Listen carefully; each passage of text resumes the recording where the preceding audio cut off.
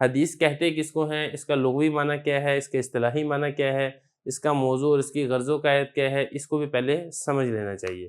تو آج کے سبق کے اندر ہم کل 4 چیزیں پڑھیں گے۔ پہلا ہے حدیث کا لغوی معنی کیا ہے، نمبر 2 حدیث کا اصطلاحی معنی کیا ہے، نمبر 3 حدیث کا موضوع کیا ہے، اور نمبر 4 حدیث کی غرض و قائد کیا ہے۔ تو آپ لغوی معنی یہ سمجھیں کہ لغوی معنی ہوتا ہے بات کرنا، گفتگو کرنا، چونکہ یہ بھی نبی کریم صلی اللہ علیہ وسلم کی گفتگو ہے، نبی کریم صلی اللہ علیہ وسلم کا کلام ہے، اس لیے اس کلام کو بھی حدیث کہہ دیا جاتا ہے۔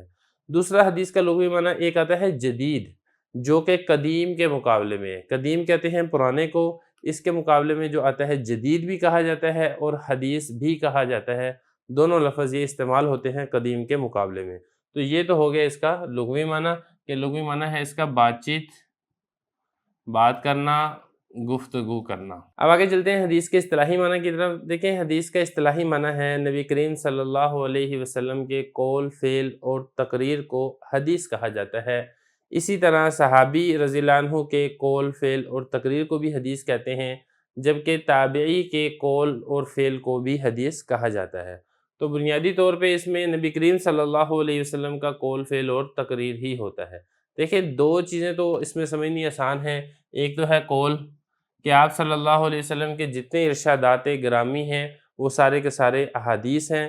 دوسرے نمبر پر ہے فعل، فعل ہو یا آپ کہیں افعال ہوں یا آپ کہیں اعمال ہوں، نبی کریم صلی اللہ علیہ وسلم نے وہ افعال، وہ اعمال جو کر کے دکھا دیے ہیں، زبان سے ادا نہیں کیے ہیں بلکہ پریکٹیکلی کر کے دکھا دیا ہے، سمجھا دیا ہے کر کے، تو وہ تمام افعال بھی حدیث کہلائے جاتے ہیں۔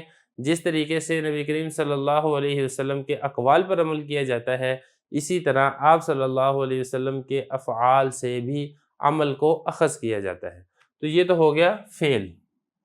تیسرے نمبر پر ایک اس میں چیز ہے تقریر۔